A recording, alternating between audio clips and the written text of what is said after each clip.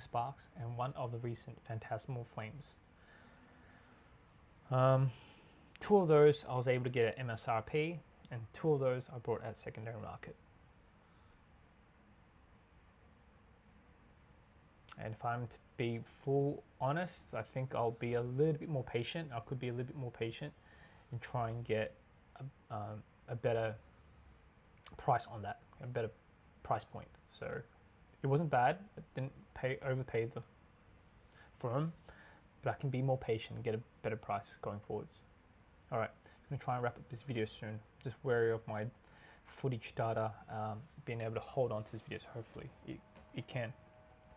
3 Blooming Waters of 151. Obviously, one of them was bought at MSRP. 2 of them were purchased on secondary market. For that particular reason why it is obviously getting limited in reprints, and we're getting towards the collective boxes and tins and things like that, particularly with 151. And you know, I still see value in Blooming Waters. I think I purchased that about 220, so divided by the 12 packs, you know, I think it was roughly about 18 per pack.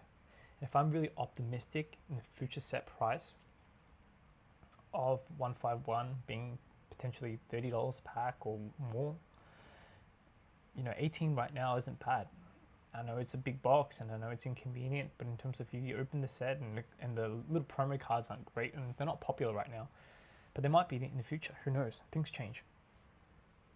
But essentially the price per pack is what I'm buying, the value of that. And I think there's room in Blooming Water packs. So anything from about 200, 220, I'll look into buying off the secondary market, unless I can get them at MSRP, I will for sure.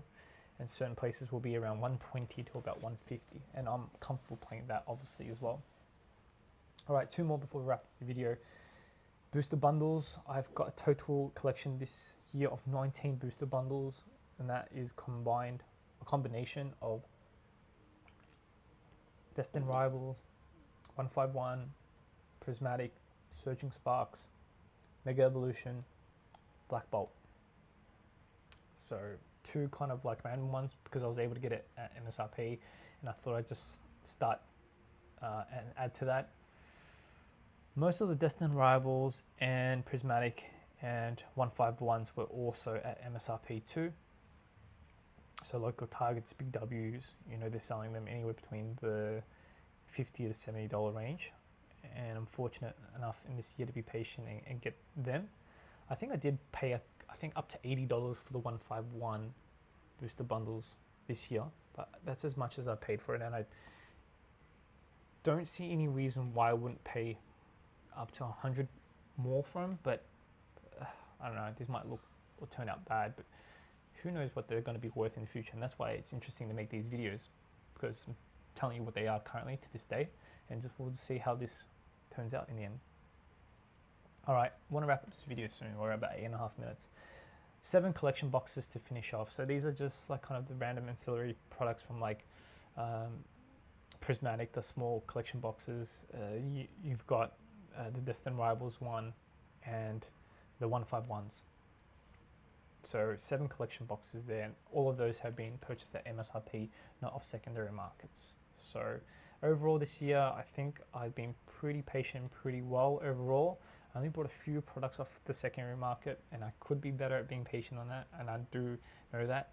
But with the PCTB, I think that's like my biggest bet, and I bought that off the secondary market. But because I find that getting it off the Pokemon Center website is hard, being here in Vietnam is hard. How am I going to get that, you know, arranged?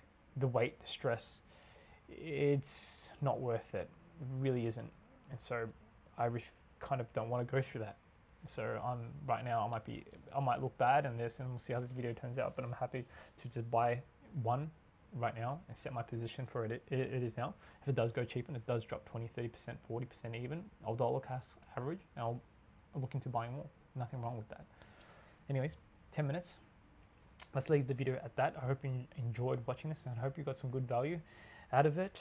And yeah, this is kind of what I'm doing.